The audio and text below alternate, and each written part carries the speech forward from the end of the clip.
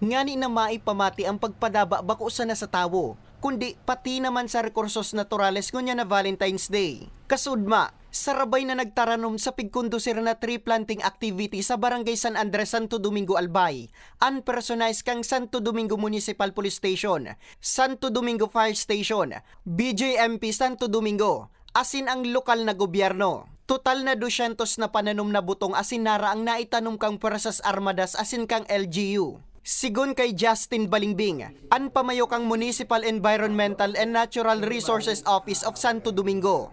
Taon-taon sinda nagkakaigwa ng tree planting activity urog na tuyong aldaw ning mga puso. Sarong paagi kaya aninda ini nga ni maipahiling ang pagpadaba ninda sa kapalibutan. Ngunya na taon, may temang aktibidad na puno para sa puso. Kasi ang pagtanong po kaya kay kahoy, bako lang ngaya for compliance or any other project sa pag-receive. Dapat talagang nasa puso yan, sir.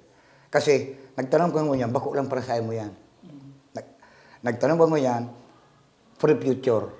Kasi, alimbawa ako, matanong ako niyan sa several 5 to 10 planting species.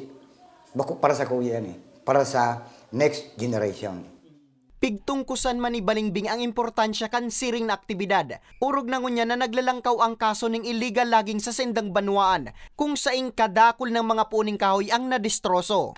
Information dissemination, pasabot mi importansya kan nadapag para purutulon ang mga kahoy or ini magpartarapok ki ati sa salog mina dalagan baga sa dagat. Pasabot mi po yan, minsan nagsisit-in ako sa mga barangay official. Pinasalamatan man ni Balingbing ang mga perminindang nakakatuwang sa sendang mga inisyatibo. Arog kang Puwersas Armadas. Sino pang partner mi? Maski ako lang po sa tree planting, sa ining coastal cleanup, kasarabing po yan na paglilinig kan mga river cleanup, coastal cleanup, kasarabing mo po sinda. Tamin pigatap ang ninda, ang servisyo ninda.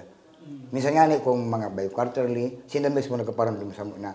Yan sir, makandak naman kita kiarong kaning activity. Mientras tanto, sa maabot na Abril 4, liwat na magkakaigwa ng maiwasang tree planting activity sa nasambit na banwaan. Para sa mga baretang tatak Bicol, Nomer Corporal.